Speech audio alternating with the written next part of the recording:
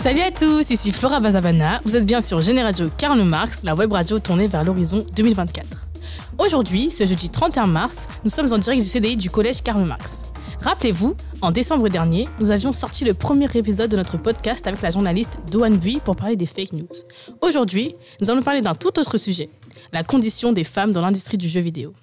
Nous avons le plaisir de recevoir Dina Morisset, joueuse professionnelle de Just Dance, pour en discuter avec nous. Bonjour Dina, merci beaucoup d'avoir répondu à notre invitation. Salut Flora, salut tout le monde, merci pour l'invitation, c'est trop bien d'être ici avec vous. Ça fait longtemps que j'étais pas venue dans un collège, donc ça me fait plaisir rien que pour ça, tu vois. On est heureux de vous accueillir. Alors, pour commencer, est-ce que vous pouvez nous raconter votre parcours? Comment vous en êtes venue à devenir joueuse pro? Alors, t'as 1 heure, 2 heures, 3 heures Voilà, mon parcours. Ok, donc comme beaucoup d'entre vous, je pense que j'ai découvert le jeu vidéo chez moi, avec mes potes, etc. Donc dans mon enfance, c'était avec la Nintendo NES. Voilà, ça commence à dater un petit peu. Voilà. Du coup, j'ai découvert le jeu vidéo avec mon frère. On y jouait quand on avait du temps libre, avec mes cousins, etc.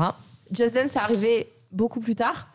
Parce qu'il y a eu les évolutions des consoles de jeux. Donc, de la Nintendo NES, on est passé à je vais faire court, la PlayStation.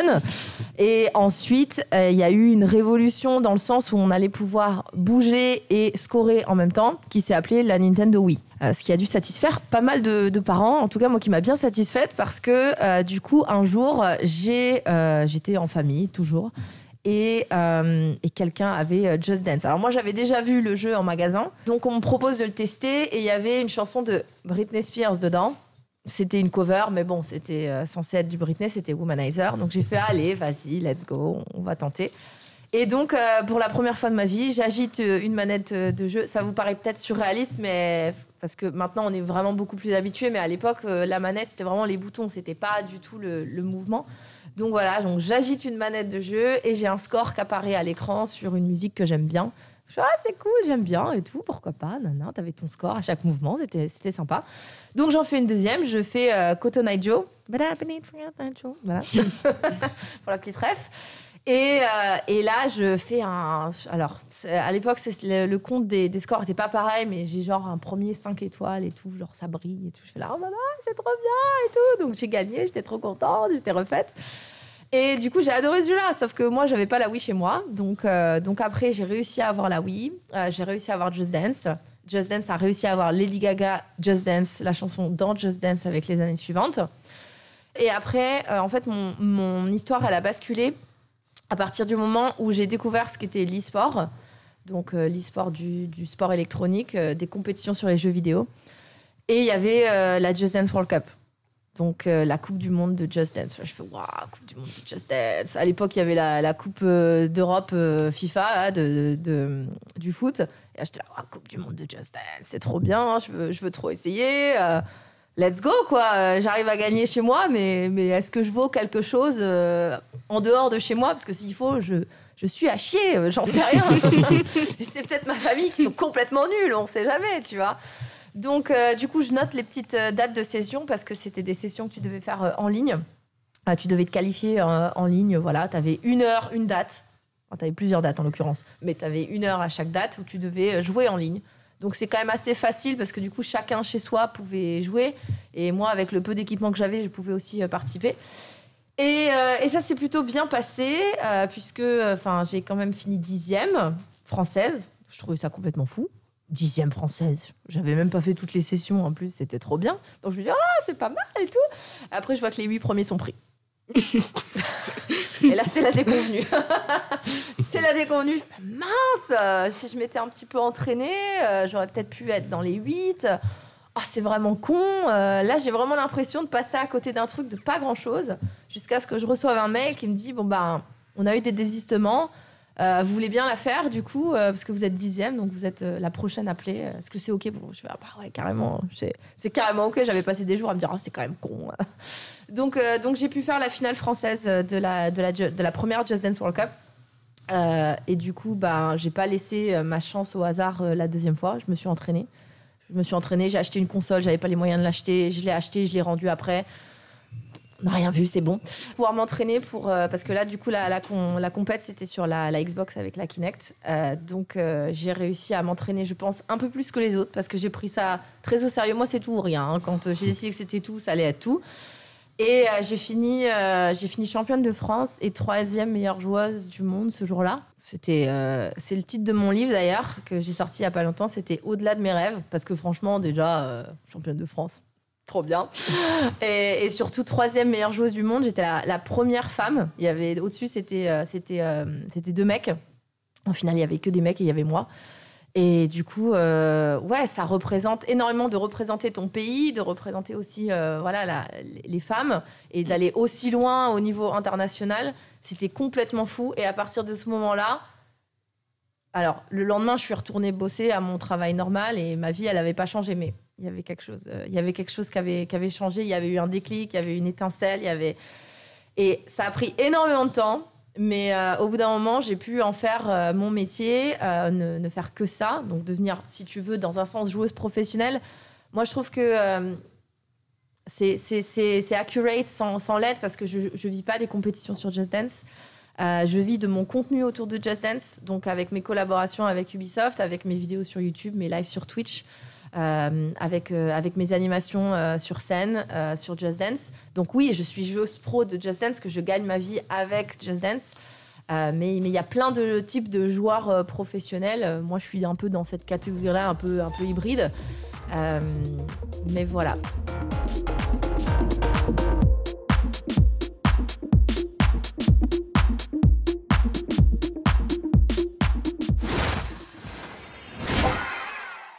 Alors, qu'est-ce que vous avez ressenti la première fois que vous avez participé à un championnat ?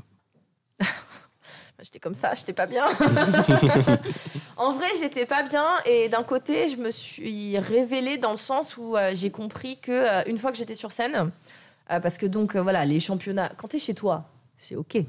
C'est toi avec ta console, t'as l'habitude. Tu vois, t'es dans un environnement familier, personne te regarde. Enfin bon... Ton mec ou ta mère peut dire bon, bref. Mais ça va, on va dire. Par contre, quand tu vas aux phases finales, t'es forcément sur scène. Et là, je m'étais un petit peu renseignée avant. J'avais vu la taille de la scène. Elle était grande, hein. Et surtout, il y avait sur les photos, il y avait 5000 personnes devant la scène. T'es là en mode... Ah ouais. On passe de 0 à 5000, ça fait beaucoup quand même. C'est dans la Paris Games Week, donc Paris Games Week, plus grosse convention des jeux vidéo en France, sur la scène de l'ESWC, l'eSport World Cup à l'époque. Donc tu dis, maintenant que j'ai voulu y aller, que j'ai dit oui, j'y vais, quoi. Mais c'est sûr que tu as quand même un trac. Moi, j'étais quand même quelqu'un en grandissant qui était plutôt timide, qui n'était pas trop extraverti. Et je me suis découverte sur scène quand même relativement à l'aise. Une fois que tu fais le premier pas, parce que tu es obligé de monter sur scène, voilà, il y a un mec qui gère la scène qui dit quand il faut y aller, let's go. Il est en mode let's go. Donc tu es en mode tu suis le mouvement, tu n'as pas le choix. Après, il y a le présentateur, tout va très très vite. Donc tu as le stress. Mais moi, quand je dansais, j'étais là en mode c'est cool, tu vois. J'ai transformé un peu ce truc en adrénaline. Et je pense que quelque part, je me suis rendu compte que j'étais quand même pas mal faite pour la scène. Mais il a fallu que je le fasse pour m'en rendre compte. Donc, c'est pour ça que des fois, il faut faire le petit pas de pousser sa limite. Et on peut se surprendre soi-même.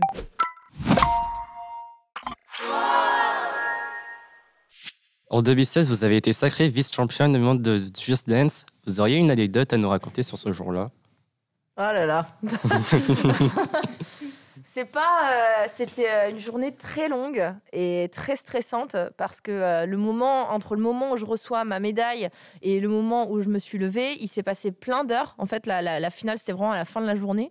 Et dans le matin, il y avait les dernières éliminatoires. On n'a pas fait que la finale ce jour-là. En fait, on a tellement stressé dans les qualifications du matin. Il y avait des scores très, très serrés. C'était très compliqué. Du coup, quand on arrive au moment de la demi-finale qui là va se jouer vraiment sur la plus grande scène, encore une fois, celui qui deviendra le champion du monde, qui était déjà le champion du monde de l'année d'avant, mais qui redeviendra champion du monde, on avait tellement donné le matin pour se qualifier qu'ils font en larmes. Et il me dit, je peux pas monter sur scène, je vais pas y arriver. Tu vois. En fait, quand tu as versé tellement de stress, même si tu es content après, parce que tu es qualifié, hein, enfin, tu vas en demi-finale, tu es content, évidemment. Mais ça représente tellement pour toi, parce que tu t'es tellement entraîné, tu as passé tellement d'heures. En plus, Just Dance, c'était notre passion. Enfin, je pense qu'il faut vraiment être passionné de son jeu pour aller en compète. Donc, on avait tellement donné d'émotions, on était vidés, mais la demi-finale, c'était là. Il y avait le chauffeur de scène qui était là à lui dire dans pas longtemps, 30 secondes, on y va. Il était là en mode je peux pas, j'en peux plus. Je suis donné. En fait, quand t'es vide, quand t'es déjà vidé d'énergie, t'as plus rien à donner, tu vois. Et je lui dis non, faut que tu y ailles. Faut absolument. C'est d'un de mes meilleurs amis, du coup, on s'est vraiment beaucoup rapprochés avec la compétition. Je lui dis non, faut que tu y ailles et tout. Tu vas y arriver, t'inquiète pas, une fois que tu seras sur scène, que la musique va débuter. Tu vas oublier, juste amuse-toi, te mets pas trop la pression, on est déjà arrivé là aujourd'hui, on est déjà en demi-finale, c'est énorme. Donc j'essaye de le motiver et tout, il sèche ses larmes comme ça. Il regarde un peu le plafond et le chauffeur de salle dit allez c'est parti, 5, 4, 3, 2, 1. Il est parti sur scène, il a gagné sa demi-finale, il a gagné la finale aussi contre moi. Donc j'aurais mieux fait de lui dire restons mais clairement il méritait et voilà la petite anecdote, il a fondu en larmes juste avant de monter en demi-finale.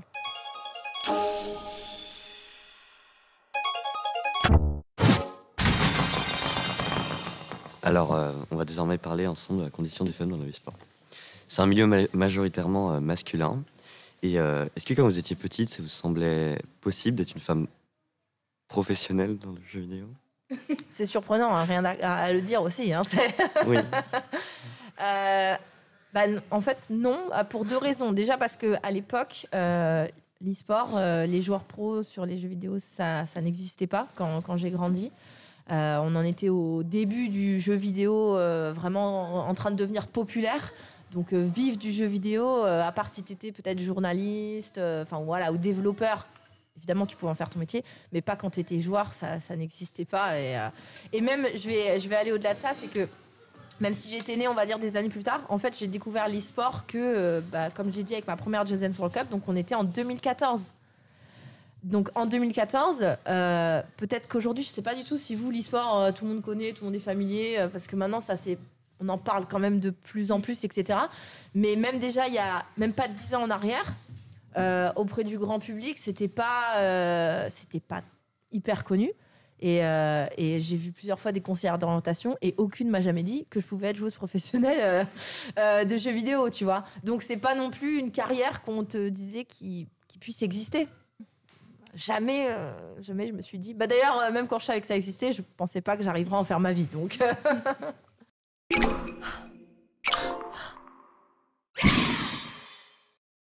Et à vos débuts dans les compétitions de Just Dance, la majorité des participants étaient des hommes ou bien des femmes? À mes débuts, comme aujourd'hui, la majorité sont des hommes. Même sur un jeu comme Just Dance, qui a parfois, on va dire, dans l'imaginaire public, c'est un jeu plutôt pour filles. Voilà, c'est ce qu'on entend. Enfin, en tout cas, moi, c'est ce que j'entends. Du côté des... déjà, c'est faux, parce qu'il y a autant de filles que de mecs qui jouent à Just Dance. Ça, c'est les stats qui le disent, et ça, je le vis tous les jours. Après, il y a une différence entre jouer à un jeu vidéo et vouloir participer à des compétitions sur un jeu vidéo.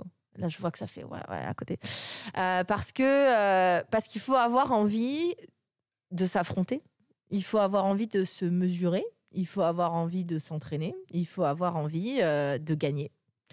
C'est des choses qui, je pense, rebutent déjà pas mal de joueurs.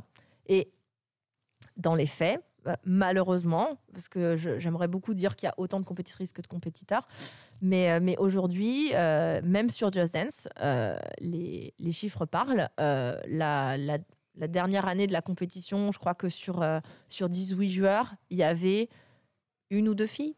Pas assez de filles qui arrivent à se lancer, parce que je pense que même dans les faits, au niveau des qualifications, il y a moins de filles qui tentent, je pense. Et du coup, il y a moins de filles qui réussissent.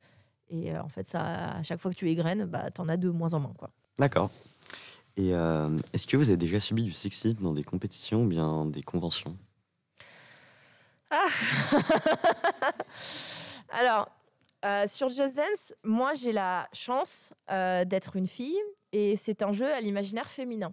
Donc, on va plutôt attendre une fille en train de jouer à Just Dance. Donc, dans mes compétitions, j'ai pas eu trop de remarques sexistes. Par contre, mes collègues masculins s'en sont pris eux. Puisque, du coup, si t'es un mec qui joue à Just Dance, je te passe les clichés de l'homosexuel, mais il y a des remarques comme ça que moi, j'ai déjà entendues, tu vois, parce que c'est un mec qui danse. En fait, les deux sont tout aussi stupides. C'est pas parce que c'est une fille qui joue à un FPS que c'est mal, et c'est pas parce que c'est un mec qui danse que c'est mal, tu vois. Mais ces clichés, malheureusement, ils existent. Enfin, moi, je les ai vus en action plein de fois. Au niveau des compétitions, au niveau des conventions, c'est ça que tu m'as posé aussi comme question. Les cosplayeuses qui sont pas respectées, qui ont des fois les appareils photo qui sont trop bas, les réflexions, les gestes qui peuvent être inappropriés. Ça, c'est sûr que malheureusement, ça existe encore. Et c'est pas parce que on est dans un cosplay où on est moins vêtu. Parce qu'on aime le personnage. Enfin, il y a plein de raisons pour lesquelles on a choisi de faire ce cosplay-là. En tout cas, c'est pas forcément pour entendre dire qu'on est bonne, tu vois. Enfin, c'est pas le but. Donc, cosplay is not consent. C'est un truc qu'on essaye de pousser aussi dans les conventions. C'est pas parce qu'on est cosplayer, voilà, qu'on est là pour ton plaisir visuel ou corporel. Mais ça existe malheureusement encore aujourd'hui. Moi, encore une fois, j'ai pas trop fait l'objet de ça parce que je suis entre guillemets dans la bonne catégorie, dans la bonne case. Mais ça existe, ouais.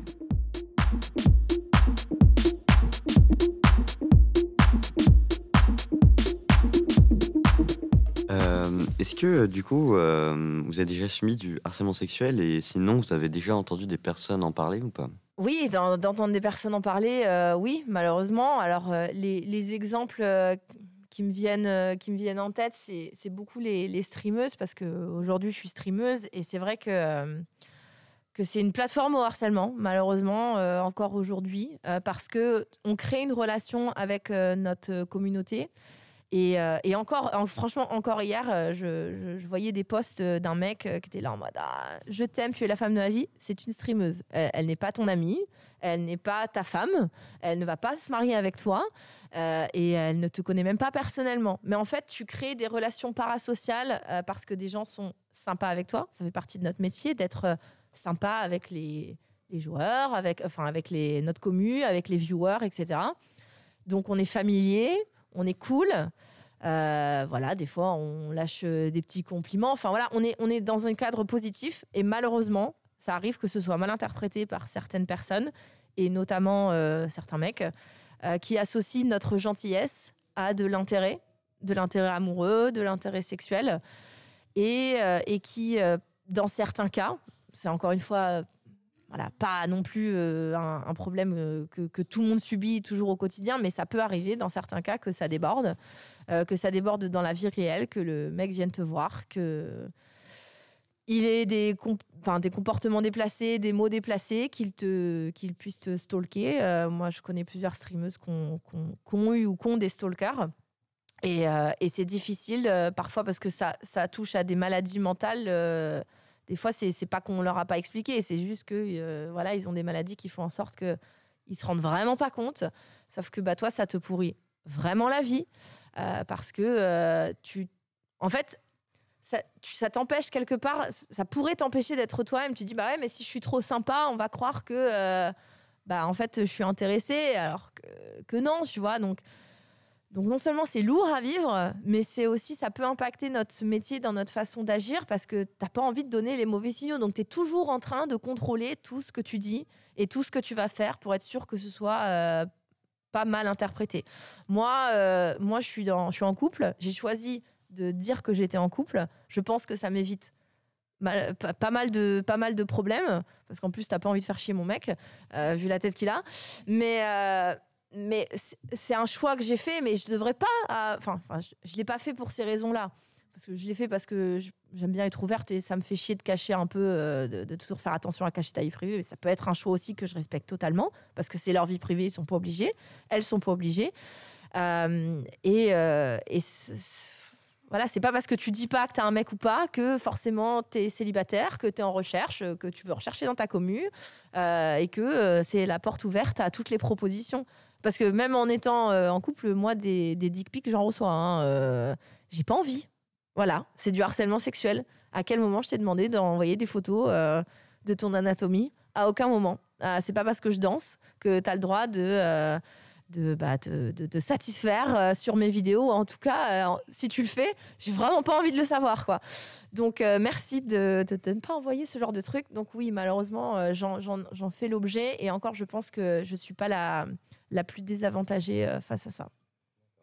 Et pour en revenir au e-sport, vous connaissez d'autres femmes engagées dans ce sport? Dans l'e-sport? Oui. Oui, il y en a plusieurs. Il y en a plein. Je pense à Kayane, qui est une joueuse professionnelle sur les jeux de combat.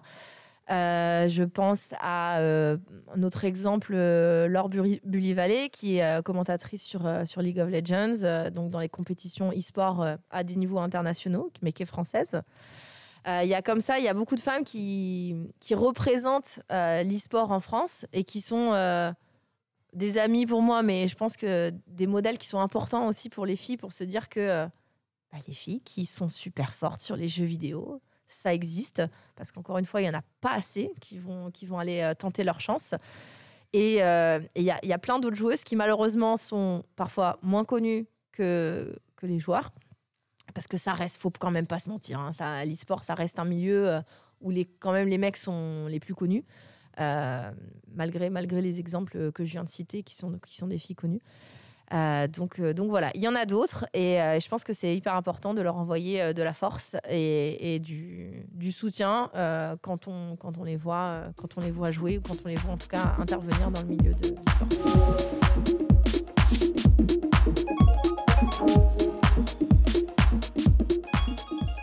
Bonjour. Bonjour. On va parler du coup avec moi de la place des femmes comme personnages dans les jeux vidéo en fait. Ok. Alors ma première question c'est, on constate que les personnages féminins dans les jeux vidéo sont souvent clichés. Est-ce que vous êtes d'accord avec ça? Non, mais bien sûr que si. Non, je vois pas de quoi tu parles. Moi, tous mes jeux vidéo, vraiment, il n'y a aucun cliché. Oui, je suis forcée de constater que même encore en 2022, il y a des clichés qui restent présents, même si c'est de moins en moins, ils existent encore. Qu'est-ce que vous retrouvez le plus en fait, enfin comme cliché? Comme cliché? Oui. Alors, je pense que je mettrais d'abord en cliché numéro 1 l'aspect physique des personnages. Alors, ça aussi, c'est en cours d'évolution. Pour prendre un exemple très concret, Lara Croft, que tout le monde connaît, la façon dont elle était représentée au début du jeu Tomb Raider il y a quelques années n'est plus la même qu'aujourd'hui. Le personnage, il a évolué. Il a des mensurations plus réalistes, parce que les mensurations, c'est un des premiers clichés. Hein, c'est 90D, taille super fine, 60 cm.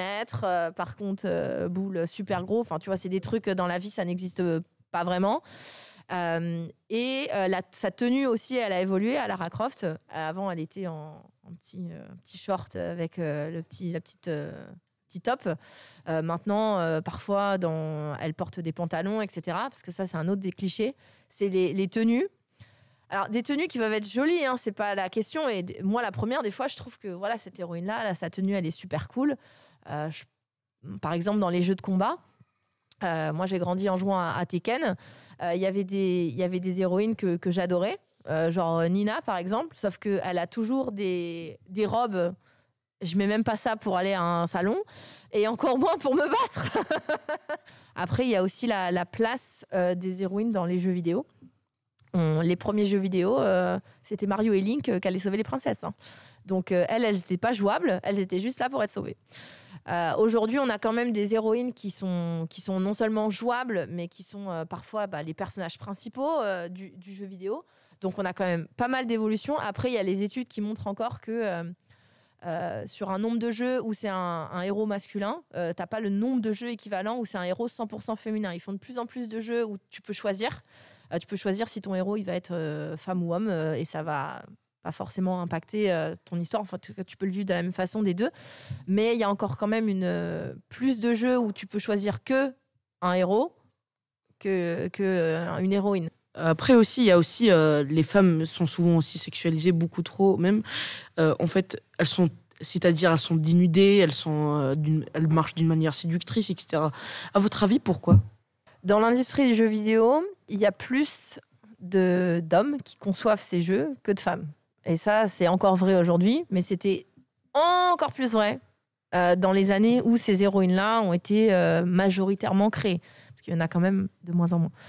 Donc, je pense qu'il ne faut pas avoir Bac+5 pour comprendre que, en fait, ils ont créé aussi des héroïnes qui leur plaisaient ou en tout cas qu'ils pensaient satisfaire visuellement un nombre de joueurs important. C'est aussi du marketing, hein, il ne faut pas se leurrer. Aujourd'hui, on a autant de femmes qui jouent aux jeux vidéo que des hommes, mais ça n'a pas toujours été le cas. Et il fallait plaire à l'audience. Il fallait vendre les jeux. Donc, comme aussi, moi, j'ai aussi grandi là-dessus. Les garçons sont plus forts aux jeux vidéo que les filles. Les garçons jouent plus aux jeux vidéo que les filles. On va essayer de vendre le plus de jeux vidéo aux garçons. Donc, il faut aussi des héroïnes qui vont les attirer. Et je pense aussi que c'est pour ça que c'est en train d'évoluer, parce qu'on se rend compte que c'est quand même un peu too much. Que c'est bien aussi que des femmes participent à la création des jeux. Et du coup, on a je pense plus des garde-fous dans la création qui se disent aussi, il y a eu les mouvements aussi féministes, le MeToo, etc. On a quand même des mentalités qui évoluent et sans avoir besoin forcément d'une femme dans la création pour dire ah là, c'est un peu trop les mecs. Quand on côtoie, je pense quand on côtoie la mixité, c'est comme ça qu'on y est le plus habitué et c'est comme ça qu'on arrive le plus à savoir ce qui est limite ou pas limite. On va faire des jeux adaptés à tous et sans clichés sur les femmes en particulier.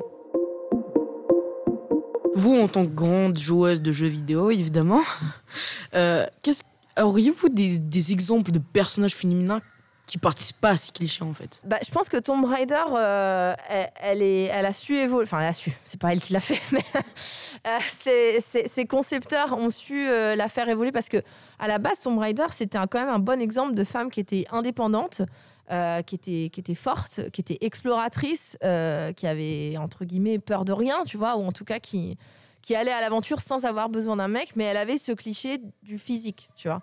Aujourd'hui, ce cliché du physique-là, elle l'a plus, ou en tout cas de moins en moins. J'ai aussi joué à Immortals Phoenix Rising, où là, pour le coup, dans les jeux d'Ubisoft, même sur Assassin's Creed, ils font quand même pas mal attention à ce que tu aies en fait, le choix entre un héros ou une héroïne. Donc voilà, il y a je crois que sur Horizon Zero Dawn, récemment, on avait une héroïne qui était aussi assez puissante. Donc c'est des exemples comme ça que je peux te donner. La prochaine question, ça sera depuis le début de votre carrière.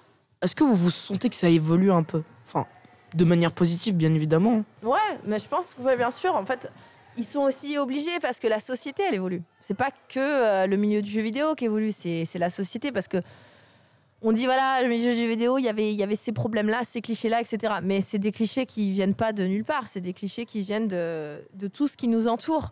La place des femmes dans des rôles clés, la place des femmes dans les jeux vidéo, c'est aussi la place des femmes dans la société qui nous entoure.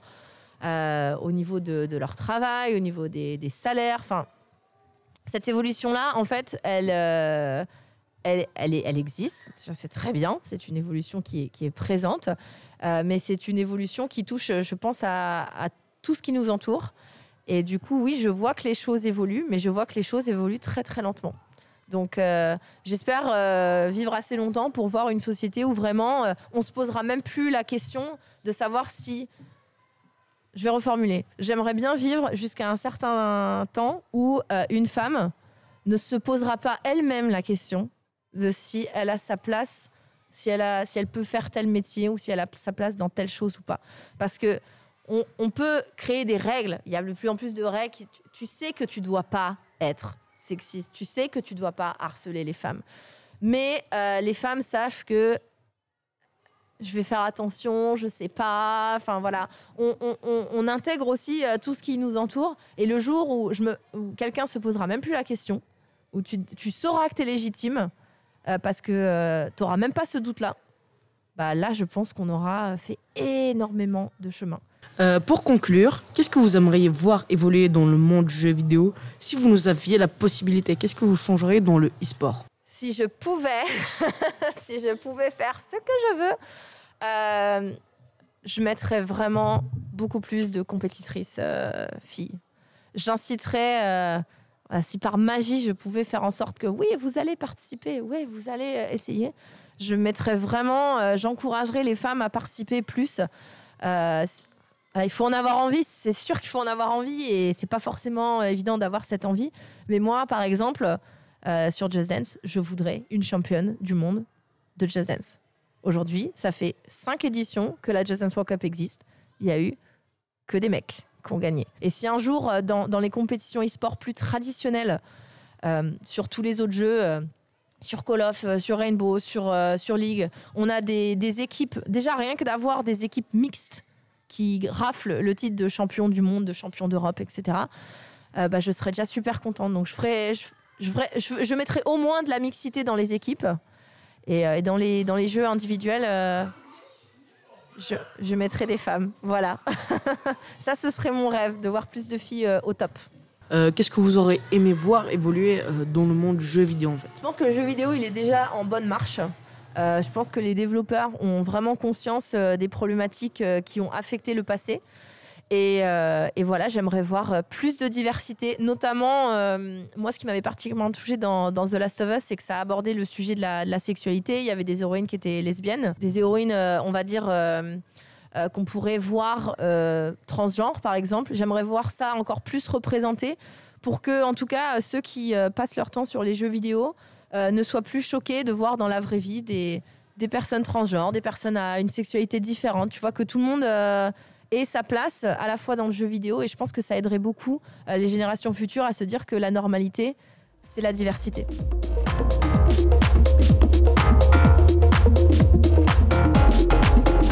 C'est la fin de cette interview. Merci à tous et à toutes de nous avoir écoutés. Merci beaucoup à Dina Morissé d'avoir répondu à nos questions. Merci à Alix et Marianne de la médiathèque de Villejuif, ainsi que M. Galabert, M. Bouillet, M. Collat et Mme Jolivel du collège Karl Marx et Iris Ouedraogo qui nous a encadrés. C'était le dernier épisode du podcast de la 3e B du collège Karl Marx. On passe le flambeau à la prochaine génération. Bon courage à tous et on a hâte de vous écouter. Merci.